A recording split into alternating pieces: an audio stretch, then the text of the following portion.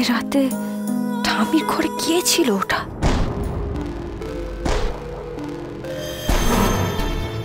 দেখি আপনি এখানে? আসতে তো হতোই দেব। পার্বতীকে তোমার ঠাম্মি কি এমন দিয়ে গেলেন সেটা না জানা অবধি তো আমি থামবো না। একটা কাজের লোকের প্রতি এতটা। কি হলো, কিছু বলছেন না যে? একটু ফলমূল নিয়ে এলাম তোমার জন্য। আসলে কটা দিন তো হব্বিসি করতে হবে, এগুলো খেয়েই তো থাকতে হবে।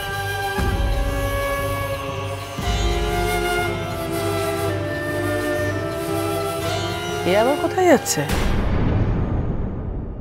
তিম্মা পার্বতী হস্টেলে চলে যাচ্ছে। আর ওখানে গেলেই তো ভালো। ঠাম্মি চলে যাওয়ার পরে আর কতদিন দুঃখ কষ্ট থাকবে বলো?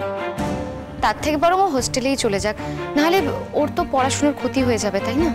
তা তো বটে।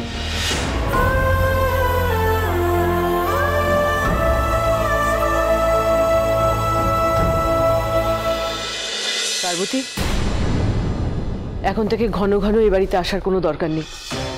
হস্টেলে থেকে ভালো করে পড়াশুনো কর, তারপর একেবারে কলেজের পরীক্ষায় ভালো রেজাল্ট করে এই বাড়িতে আসবি, কেমন? না না, তা কি করে হয়? আর কদিন পর ঘাট কাজ, শ্রাদ্ধ।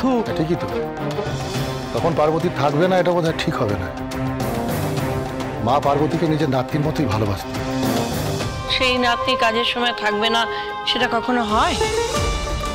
পার্বতী, তোকে কাজের সময় আসতেই হবে। দেব গিয়ে তোকে নিয়ে আসবে। তোমার এইভাবে চলে যাওয়াতে আমার সায় নেই পার্বতী, তুমি কি সেটা বুঝতে পারছো?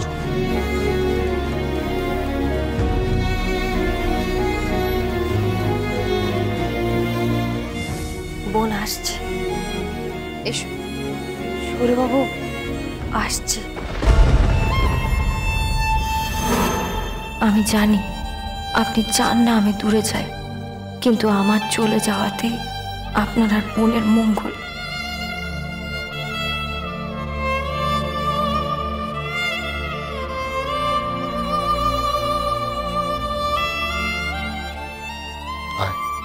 এলাম। সাবধানে থাকবি।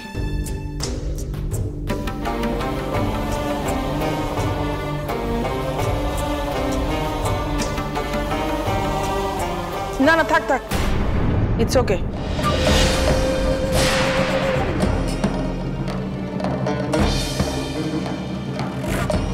উকিল কাকু,